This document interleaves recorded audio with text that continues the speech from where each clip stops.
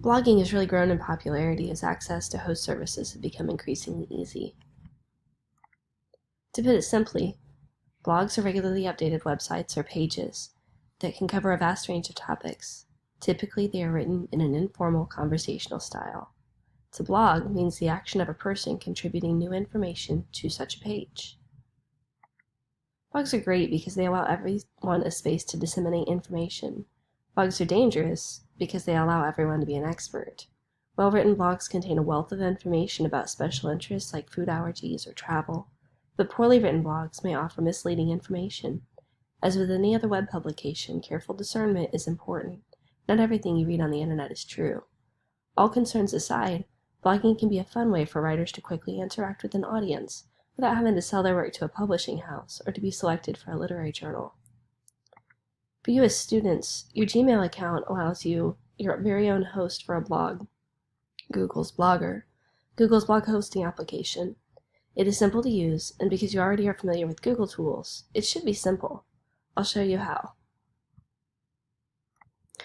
Begin by finding the Blogger app in your tiles or by running a quick Google search. Make sure you are logged into your Google account.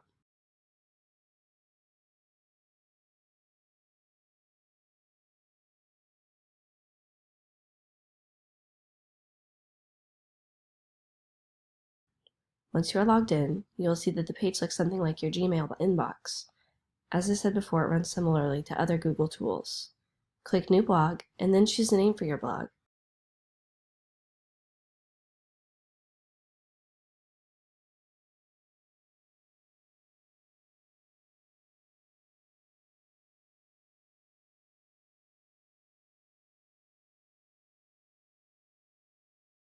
Choose something catchy. Preferably, your name should be loosely related to the topic of interests that you intend to include on your posts. You'll need to choose a blog address. I'd recommend incorporating your name as much as possible.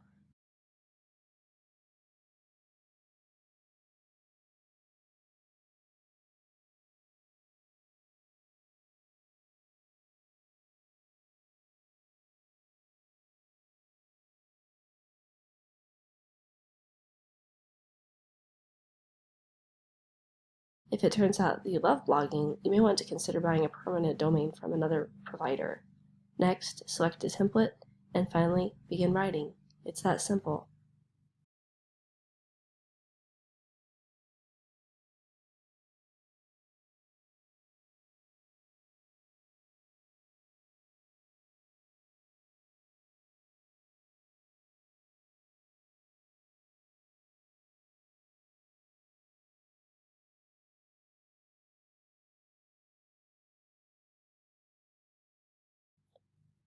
I would encourage you to check out some basic principles of journalism before you begin posting.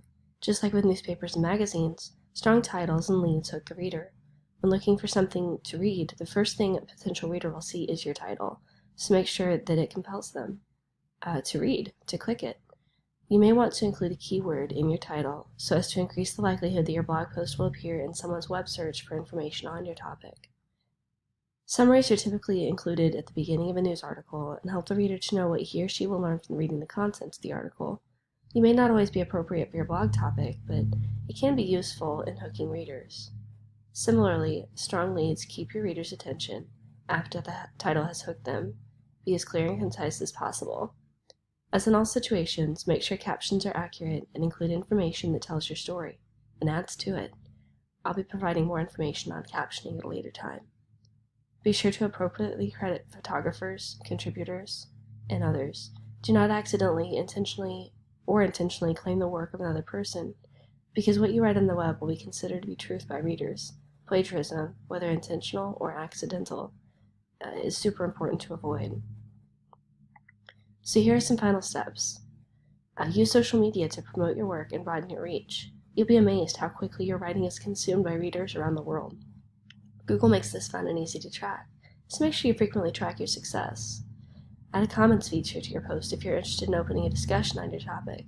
This can also be fun, but as in all situations, avoid unprofessional or unbecoming activity.